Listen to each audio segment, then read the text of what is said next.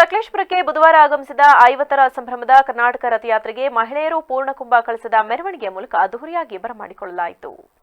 ಮೈಸೂರು ರಾಜ್ಯಕ್ಕೆ ಕರ್ನಾಟಕ ರಾಜ್ಯ ಎಂದು ಮರುನಾಮಕರಣ ಮಾಡಿ 50 ವರ್ಷ ಪೂರ್ಣಗೊಂಡ ಸವಿನೆನಪಿಗಾಗಿ ಕರ್ನಾಟಕ ರಾಜ್ಯಾದ್ಯಂತ ಕರ್ನಾಟಕ ಸಂಭ್ರಮ 50ರ ಕನ್ನಡ ಜ್ಯೋತಿ ರಥಯಾತ್ರೆಯನ್ನ ಸಂಚರಿಸಿ ಸಂಭ್ರಮ ಆಚರಿಸುತ್ತಿದ್ದ ಹಿನ್ನೆಲೆಯಲ್ಲಿ ಬೆಳಗ್ಗೆ ಸಕಲೇಶಪುರ ಪಟ್ಟಣಕ್ಕೆ ಅದ್ದೂರಿಯಾಗಿ ಸಂಭ್ರಮದಿಂದ ತಾಲೂಕು ಆಡಳಿತ, ತಾಲೂಕು ಪಂಚಾಯಿತಿ, ಕನ್ನಡ ಸಾಹಿತ್ಯ ಪರಿಷತ್, ಕರವೇ ತಾಲೂಕು ಘಟಕದಿಂದ ಅದ್ದೂರಿಯಾಗಿ ಸ್ವಾಗತ ಕೋರಲಾಯಿತು. ಸಕಲೇಶ್ವರ ಸ್ವಾಮಿ ದೇವಸ್ಥಾನದಿಂದ ಕನ್ನಡಾಂಬೆಯ ಭಾವಚಿತ್ರಕ್ಕೆ ಪೂಜೆ ಸಲ್ಲಿಸಿ ಮುಖ್ಯ ರಸ್ತೆಯಲ್ಲಿ ನೂರಾರು ಮಹಿಳೆಯರು ಪೂರ್ಣಕುಂಭ ಹೊತ್ತು ಮೆರವಣಿಗೆಯಲ್ಲಿ ವಾದ್ಯಗೋಷ್ಠಿಗಳೊಂದಿಗೆ ದಾರಿ ಉದ್ದಗಲಕ್ಕೂ ವಿದ್ಯಾರ್ಥಿಗಳು ಕನ್ನಡ ಮಾತೆಗೆ ಜೈಕಾರ ಹಾಕುತ್ತಾ ಪುರಸಭೆಯವರೆಗೆ ಮೆರವಣಿಗೆ ನಡೆಸಲಾಯಿತು.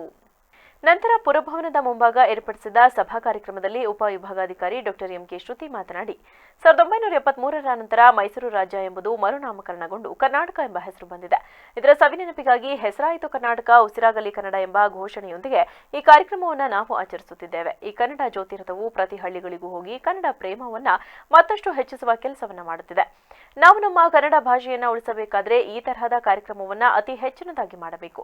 ಇದರಿಂದ ಪ್ರತಿಯೊಬ್ಬರ ಮನಸ್ಸಿನಲ್ಲಿ ಕನ್ನಡ ಭಾಷೆಯ ಬಗ್ಗೆ ಹೆಚ್ಚು ಭಾವನೆ ಮೂಡುತ್ತದೆ ಎಂದರು.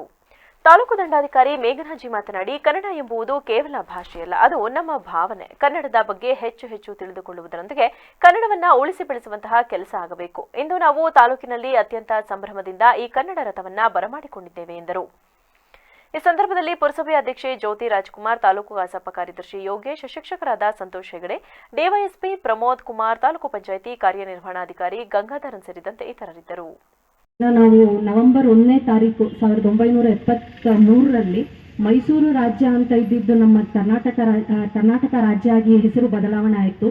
ಆಗಿ 2023ಕ್ಕೆ 50 ವರ್ಷ ಪೂರ್ಣಗೊಂಡಿರೋ ನಿಟ್ಟಿನಲ್ಲಿ ನಮ್ಮ ಕರ್ನಾಟಕದ ರಾಜ್ಯ ಸರ್ಕಾರ ಇದನ್ನು ಇಡೀ ರಾಜ್ಯಾದ್ಯಂತ ಸಂಭ್ರಮಿಸಬೇಕು, ಪ್ರತಿ ಹಳ್ಳಿಗೂ ಸಹ ನಮ್ಮ ಕರ್ನಾಟಕ ರಾಜ್ಯದ ಬಗ್ಗೆ ತಿಳಿ ಹೇಳಬೇಕು ಅನ್ನೋ ಉದ್ದೇಶದಿಂದ ಇದನ್ನ ಹೆಸರಾಯಿತು ಕರ್ನಾಟಕ, ಉಸಿರಾಗಲಿ ಕನ್ನಡ ಅಂತ ನಮ್ಮ ಒಂದು ಇದನ್ನ ಲಾಂಚ್ ಮಾಡಿದ್ದಾರೆ.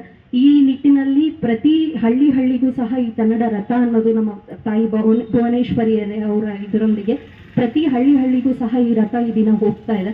ಅದೇ ರೀತಿಯಾಗಿ ಈ ದಿನ ನಮ್ಮ ಸಕಲೇಶಪುರಕ್ಕೆ ಬಂದಿದ್ದು ನೀವೆಲ್ಲರೂ ಸೇರಿ ಬಹಳ ವಿಜೃಂಭಣೆಯಿಂದ ಇದನ್ನು ಸ್ವಾಗತ ಮಾಡಿದರೆ ಅದಕ್ಕೆ ತಮ್ಮೆಲ್ಲರಿಗೂ ನಾನು ಅಭಿನಂದನೆಗಳನ್ನ ಸಲ್ಲಿಸ್ತೀನಿ. ಇದೇ ರೀತಿಯಾಗಿ ನಮ್ಮ ಕನ್ನಡ ಉಳಿಬೇಕು, ಇನ್ನು ಹೆಚ್ಚಿನ ರೀತಿಯಲ್ಲಿ ಬೆಳಿಬೇಕು ಅಂತಂದ್ರೆ ನಮ್ಮ ಇದು ಸಹ ಪಾತ್ರ ಬಹಳಷ್ಟು ಇರುತ್ತದೆ. ನಾವು ಇನ್ನೂ ನಮ್ಮ ಕನ್ನಡ